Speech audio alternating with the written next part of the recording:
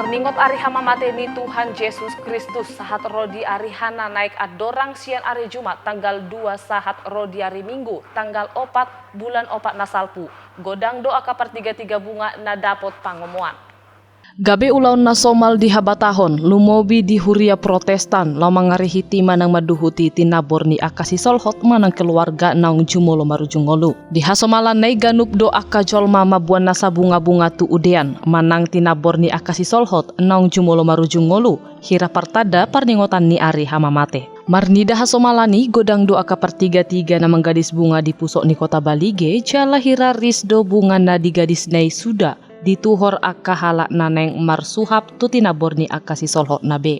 Inang duma boru siburian nasalelengon martiga-tiga lapet gabe digoti tiga-tiga na tu bunga ala godang halak na manuhor bunga di partikian na tuluari. Sekarang kan musimnya hari pasca sekarang. Sekarang kan kali ini bunganya agak mahal. Lagi naik harga bunga. Sekarang menjualnya per tangkai, satu tangkai begini 15.000, paling mahal itulah 15.000, boleh kurang 13.000 gitu. Alemar hite hatorangan ni nasida hira gumodang do panuhor bunga 2 tahun nasalpu siat tahun nuaingon. Ala godang pangarato na somulak hinorhon masa ni COVID-10 sia si nuaing. Siat Toba TV mabaritahon.